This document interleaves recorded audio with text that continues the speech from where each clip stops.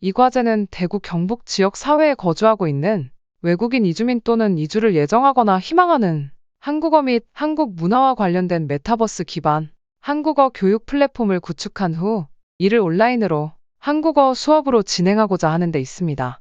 이는 오프라인 교육장에 모이지 않아도 언제 어디서나 실제감이 높은 한국 문화와 한국어 교육을 바탕으로 외국인의 한국 정주에 대한 성과를 높이기 위함입니다. 이 과제는 메타버스 기반 한국어 교육 플랫폼입니다. 메타버스 플랫폼 안에는 교육자료방과 과제 해결 활동방 두 곳이 구축되어 있습니다. 교육자료방에는 메타버스 학습방, 자료활용방, 한국어 교육 학습방이 있습니다. 메타버스 기반 한국어 교육 플랫폼은 e-learning 콘텐츠로 제작된 동영상 자료를 기반으로 교수자와 학습자가 실시간으로 만나는 한국어 교육 시스템을 구성함으로써 이주민, 특히 외국인 유학생의 유학 준비, 한국 생활, 대학 생활, 지역사회 정주 등 체계적 교육이 이루어지도록 구성하였습니다. 메타버스 기반 한국어 교육 강의 내용은 우리 지역 사회의 적응과 정주에 실질적으로 필요한 한국어와 한국 문화를 한국어 및 한국 문화 영역을 중심으로 구성하였습니다. 아울러 실제적 한국어 교육에 앞서 메타버스 수업 전 메타버스 이해와 활용법을 학습한 후 한국어 교육을 시작한다. 한국어 교육은 단계별 한국어 교육을 진행하며 총 10주차 과정 총 60강 각 30분의 수업을 진행합니다.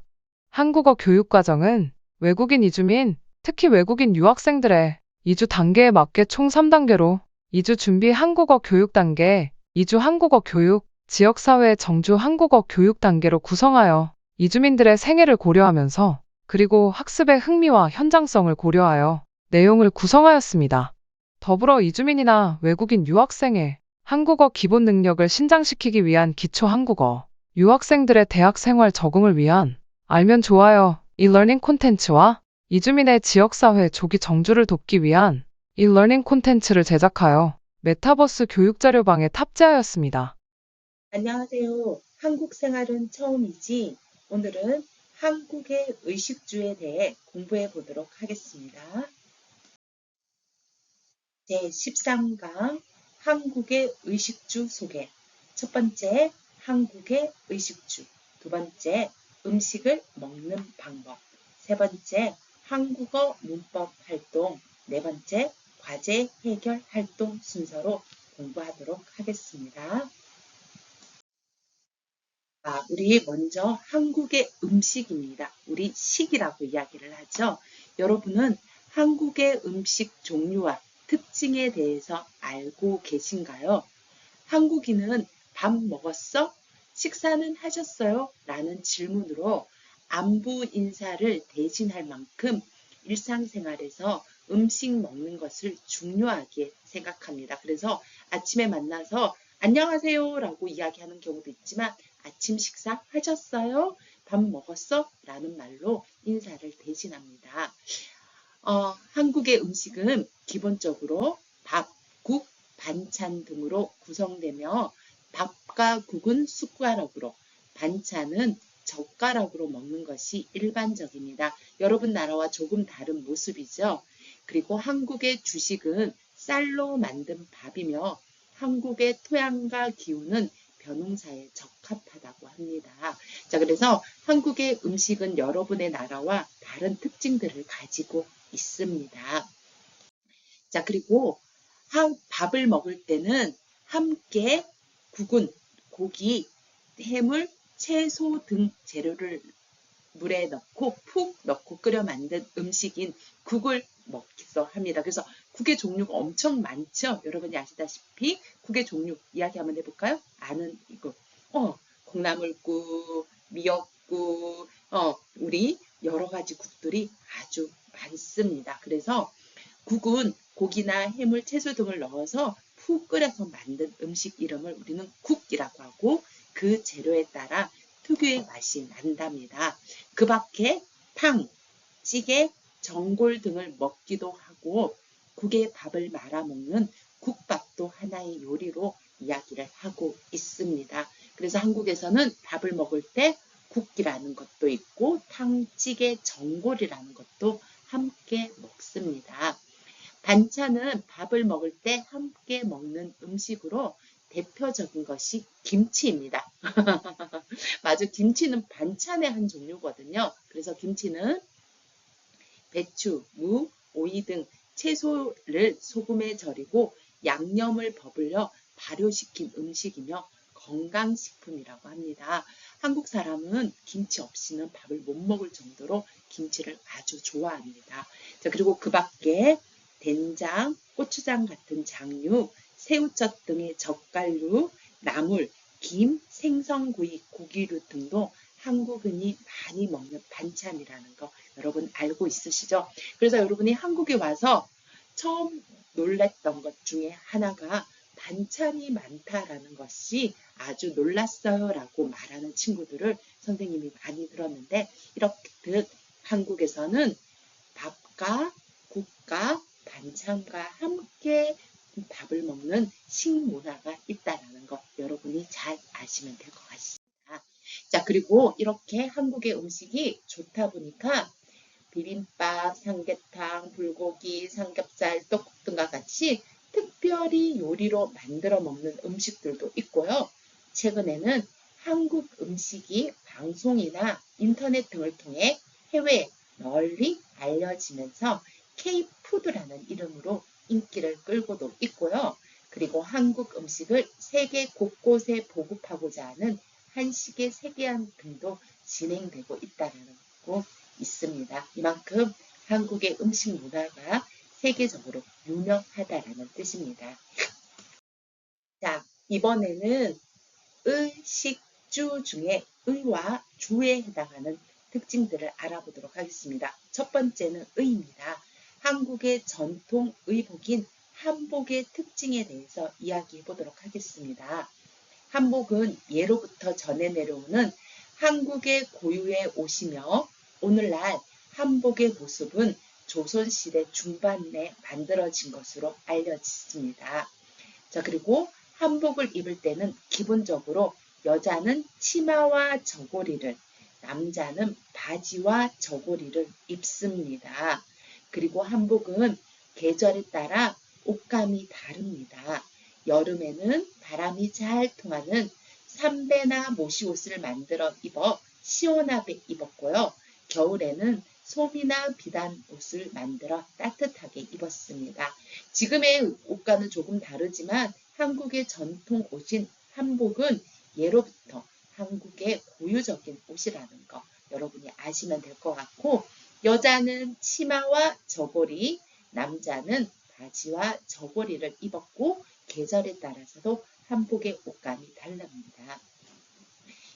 그리고 오늘날의 한복은 설날이나 추석 같은 명절, 돌잔치, 결혼식 등 특별하고 중요한 날에만 입는 옷이 되었습니다. 왜냐하면 한복의 특징상 치마가 길어요. 그리고 저고리가 넓어요. 그러다 보니까 활동하기 불편해서 우리 요즘은 이렇게 특별한 날만 한복을 입습니다. 두 번째 나와 있죠. 대부분 사람들이 집 바깥에서 활동하는 시간이 많기 때문에 한복보다는 활동하기 더 편안한 옷들을 많이 입고요. 그러나 한복의 전통적인 디자인을 따르면서도 활동성과 실용성을 높인 생활 한복도 꾸준히 인기를 끌고 있다고 합니다. 그래서 이렇게 한복을 생활에 맞춰서 바꿔 입는 것도 여러 가지 문화라고 할 수가 있습니다. 자, 이번에는 한옥입니다. 한옥은 옛날 한국의 집 모양입니다. 한번 읽어볼게요.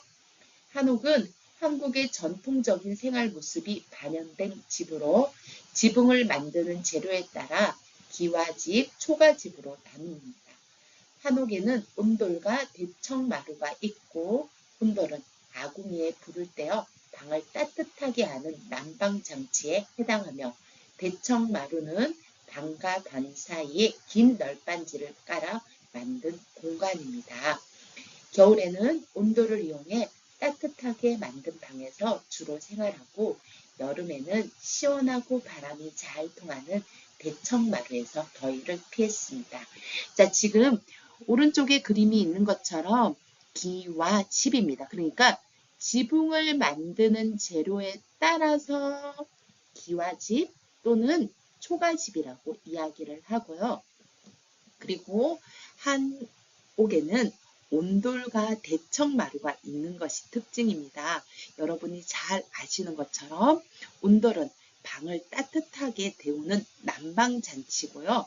그리고 대청마루는 방과 방 사이를 연결해주는 공간입니다. 그래서 온돌은 겨울을 따뜻하게 보낼 수 있고 대청마루는 여름을 시원하게 보낼 수 있는 것이 한옥의 특징이라고 할 수가 있습니다.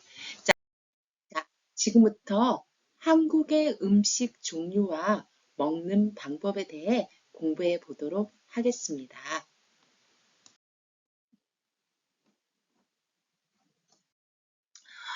또 한국의 음식 종류로는 기름진 음식, 매콤한 음식, 얼큰한 음식, 해산물, 육류, 야채, 단 음식, 담백한 음식이 있습니다. 기름진 음식은 치킨 같은 또는 피자 같은 음식, 기름으로 우리 조리한 음식을 우리는 기름진 음식이라고 이야기를 하고요. 매콤한 음식은 고추장이나 고춧가루를 사용해서 만든 음식을 매콤한 음식이라고 이야기를 합니다. 그리고 얼큰한 음식이 있습니다.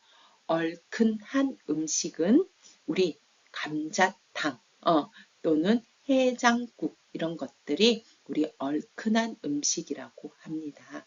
그리고 해산물이나 육류, 야채 그러니까 해산물은 바다에서 난 생선이라든지 해초류를 우리는 해산물이라고 이야기를 하고요. 육류는 소고기, 돼지고기, 닭고기의 종류를 육류라고 이야기하고 야채는 여러분이 잘 아시는 것처럼 토마토라든지 아니면 상추, 오이 이런 것들을 야채라고 합니다. 그리고 단 음식입니다. 단 음식은 초콜릿이나 아니면 케이크 같은 음식들을 우리는 단 음식이라고 하고요. 마지막 담백한 음식이 있습니다. 담백한 음식은 특별한 양념을 하지 않았지만 그 재료에서 맛을 내는 음식을 담백한 음식이라고 합니다. 보통 두부 같은 음식들을 담백한 음식이라고 이야기를 하죠. 자, 그러면 이런 음식들을 먹는 방법이 있습니다. 한국에서는 음식을 먹는 방법도 음식의 재료에 따라서 아주 다르고 또는 중요하답니다. 그러면 함께 공부를 해볼까요?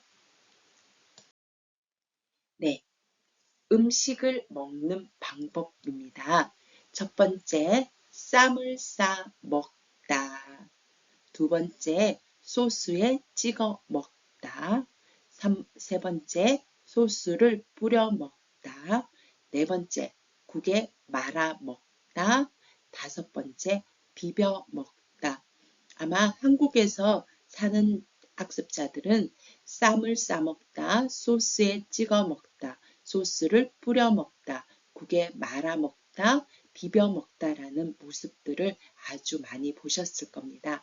첫 번째 쌈을 싸 먹다는 야채 위에 육류, 고기를 놓고 한꺼번에 먹는 것을 쌈을 싸 먹다라고 이야기를 하고요.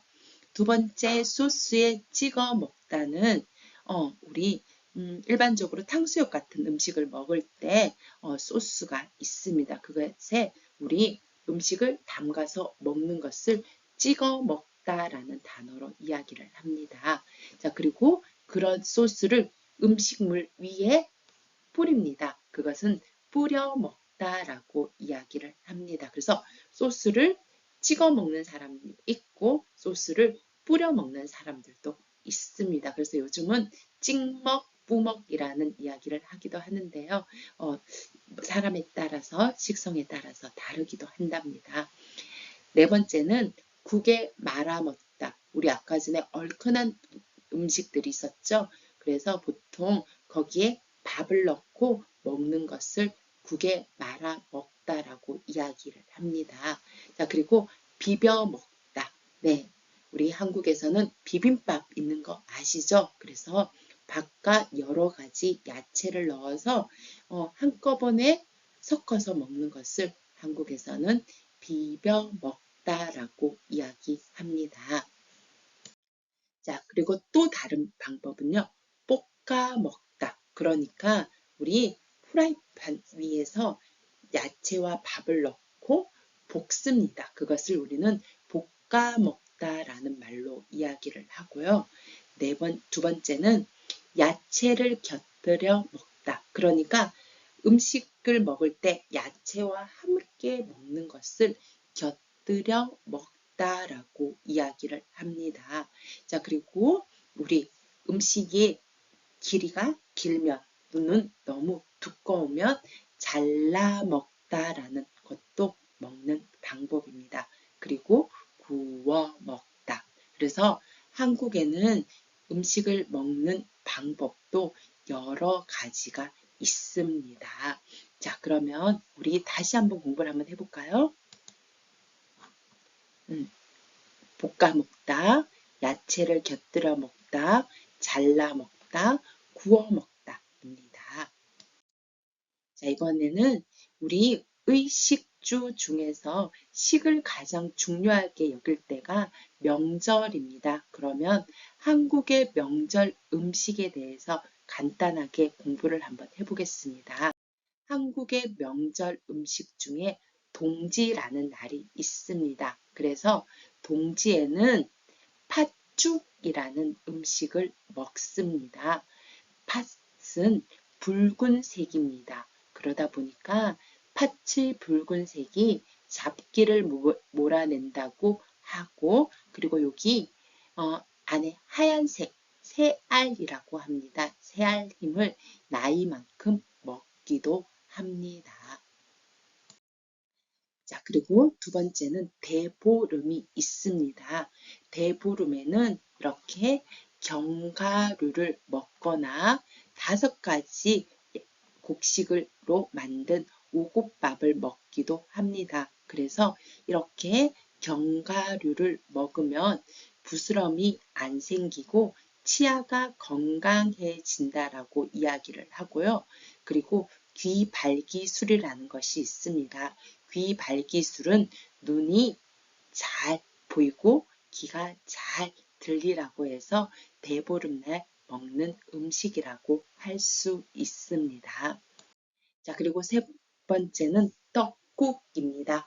설날에 먹는 음식입니다. 그래서 설날에는 떡국을 먹는 이유가 긴 가래떡처럼 무병장수하고 흰 떡처럼 새해에는 깨끗하게 자라라는 의미를 가지고 있습니다. 자, 그리고 추석입니다. 추석에는 송편이라는 음식을 먹습니다. 그러니까 그해 수확한 햅쌀로 만든 떡을 가지고 농사를 잘 마친 것에 조상에게 감사한 마음을 가지고 그 떡을 만들어 먹는 것이 한국의 음식 문화라고 할 수가 있습니다. 네, 이렇게 한국의 음식 문화는 여러 가지가 있습니다. 자, 한국의 특별한 음식 중에 궁합에 맞는 음식이라는 말이 있습니다. 혹시 들어본 적이 있습니까? 궁합에 맞다, 궁합이 맞다. 자, 이 말은 어떤 하나와 하나가 잘 어울린다는 뜻을 가지고 있습니다. 그래서 음식 한 개가 둘이 함께 만났을 때 잘 어울린다라는 뜻입니다. 첫 번째가 우유와 딸기입니다. 우유를 마실 때 딸기를 함께 먹으면 또는 딸기를 먹을 때 우유와 함께 먹으면 더욱더 좋아진다라는 뜻을 가지고 있습니다. 그래서 딸기를 먹을 때 우유를 마시면 비타민 흡수율이 더 좋아지고 또 우유를 마시는 분들 중에 배가 아파서 우유를 못 마셔요 하시는 분들도 있거든요. 그런 분들이 딸기와 함께 먹으면 배가 아프지 않다고 합니다. 두 번째는 돼지고기와 새우젓입니다. 자, 돼지고기를 먹을 때 새우젓이라는 것을 함께 먹으면 배탈이 나지 않는다고 합니다. 그래서 돼지고기를 아무리 많이 먹어도 새우젓과 함께 먹는다면 소화가 잘 된다라는 뜻을 가지고 있습니다. 자, 그리고 세 번째는 닭고기와 인삼입니다. 네, 우리 삼계탕이라는 말 들어보셨습니까? 그래서 인삼과 닭은 잘 어울려서 두 음식을 함께 먹었을 때 더욱더 좋아진다고 합니다. 그래서 그런 음식들을 우리는 궁합에 맞는 음식이라는 말로 이야기를 합니다. 그래서 이거 말고도 여러 가지가 있는데 우유와 딸기, 돼지고기와 새우젓, 닭고기와 인삼 정도는 여러분이 아시고 한국에서 한번 함께 드셔보시길 바랍니다. 자, 우리 그러면 오늘의 한국어 문법 활동을 한번 들어가 보도록 하겠습니다. 자, 첫 번째는 은지 알다, 는지 알다. 그리고 두 번째는 을 텐데 라는 문법입니다. 자, 첫 번째 은지 알다. 우리 한번 공부해 보도록 할게요. 자, 우리 동사는 는지 알다라는 말로 이야기를 합니다. 먹다, 먹는지 알다, 가다, 가는지 알다라고 이야기를 합니다. 그래서 우리 알고 있는지 묻거나 대답할 때 는지 알다, 는지 모르다라는 말로 이야기를 합니다. 자, 선생님이 지금 모르다라는 말을 썼는데요. 우리 알다는 알아요고 모르다는 모릅니다. 그래서 너 알아요, 너 몰라요 라고 묻거나 대답할 때 쓰는 표현이 는지 알다, 는지 모르다 라는 말로 이야기를 합니다. 자, 형용사입니다. 형용사는 받침 있어요. 덥다, 더운지 알다, 크다, 큰지 알다, 모두 다 알고 있는지 모르고 있는지를 묻는 대답입니다. 자, 그러면 우리 문장에서 한번 볼까요? 문장을 보기 전에 명사네요. 자, 그래서 명사입니다. 토요일인지 커피인지라고 이야기를 합니다. 그래서 알다 모르다의 대답으로 쓰는 표현입니다. 자, 그리고 과거에 대해 이야기를 합니다. 먹었다, 먹었는지, 더웠다, 더웠는지, 토요일이었다, 토요일이었는지 라고 이야기를 합니다. 그리고 우리 미래에도 이야기를 하죠. 어떻게? 먹다, 먹을지, 덥다, 더울지, 토요일, 토요일지 라고 이야기를 합니다. 그래서 알다, 모르다는 너 알아요, 너 몰라요를 묻거나 대답할 때 쓰는 표현이 뭐뭐은지 알다, 모르다, 뭐뭐는지 알다, 모르다 라고 이야기합니다. 자, 그럼 우리 문장에서 한번 알아보도록 하겠습니다. 자, 첫 번째입니다. 출입국 관리소에 어떻게 가는지 아세요? 너에게 질문합니다. 너 알아요? 라고 이야기를 합니다. 그랬더니 아니요, 저도 모르겠어요 라고 이야기합니다. 자, 그러면 우리 어떻게 이야기를 해야 되겠죠? 나 몰라요 라고 이야기를 합니다. 그러면 저도 어떻게 가는지 모르겠어요 라고 이야기합니다. 그래서 너 알아요? 너 몰라요? 라고 이야기를 한 거겠죠. 자, 두 번째입니다. 아이들 간식으로 무엇이 좋다? 너에게 질문합니다. 너 알아요? 너 몰라요? 자, 그러면 우리 어떻게 이야기를 할까요? 아이들 간식으로 무엇이 좋다? 형용사입니다. 좋은지 모르겠어요. 라고 이야기합니다. 자, 그리고 집들이에 무슨 음식을 만들다. 우리 집들이는 초대, 우리 집에 오세요 라는 초대입니다. 그러면 어떤 음식을 만들어야 될까요? 초대 음식을 만들어야 되겠죠. 자, 그러면 무슨 음식을 만들다, 알다, 모르다로 이야기를 해볼까요? 집들이에 무슨 음식을 만들지 또는 만들어야 하는지 알다 모르다 라고 이야기를 합니다. 자, 세 번째입니다. 이번 요리 수업에 만드는 삼계탕 요리법을 아세요? 우리 삼계탕 나왔습니다. 우리 아까 전에 궁합에 맞는 음식 중에 닭고기와 인삼이 있었죠? 같이 만나면 삼계탕이라는 음식이 됩니다. 자, 그러면 삼계탕을 만드는 방법을 모르다입니다. 우리 어떻게 대답한다? 삼계탕을 만드는 방법을 몰라요 이야기합니다. 그래서 삼계탕을 어떻게 만드는지 몰라요 라고 이야기합니다. 그래서 는지 알다 모르다는 알아요 몰라요를 묻고 대답할 때 사용합니다. 자, 우리 두 번째 한번 볼까요? 두 번째는 을 텐데입니다. 을 텐데 형용사 동사에서 사용을 하고요. 모두 다 추측이나 예상을 나타낼 때 쓰는 표현입니다. 자, 그래서 형용사 받침 없어요. 바쁘다, 바쁠 텐데, 높다, 높을 텐데, 동사 가다, 먹다, 갈 텐데, 먹을 텐데, 모두 다 추측이나 예상을 나타냅니다. 명사에도 사용합니다. 학교, 학교일 텐데, 책일 텐데 라고 이야기합니다. 모두 다 추측, 예상을 이야기할 때 쓰는 표현입니다. 자, 그럼 우리 문장 한번 볼까요? 아이들이 사탕을 좋아하다. 조금 더 살까요? 아이들이 사탕을 좋아하는지 알아요? 몰라요? 몰라요. 그때 사용합니다. 어떻게? 좋아할 텐데 라는 말로 합니다. 자, 두 번째입니다. 어른들은 안 드시다. 다른 것을 사요. 어른들에게 물어보지 않았어요. 추측이나 예상을 나타냅니다. 어떻게? 어른들은 안 드실 텐데 라고 이야기합니다. 자, 그리고 두 번째입니다. 다음 주부터 바쁘다. 이번 주에 만날까요? 아마 다음 주에 여러 가지 일이 있어요. 그래서 바쁠 것 같아요. 자, 그래서 우리 이야기합니다. 어떻게? 바쁠 텐데 이번 주에 만날까요? 네, 그렇게 해요. 자, 세 번째입니다. 아이스크림을 많이 먹으면 배가 아프다. 하루에 하나씩만 먹어요. 이 사람 아이스크림 많이 먹었어요? 안 먹었어요? 아직 안 먹었어요. 하지만 추측, 예상할 수 있습니다. 어떻게? 아프다 형용사, 배가 아플 텐데 하루에 하나씩 먹어요 라고 합니다. 네, 조절하도록 할게요.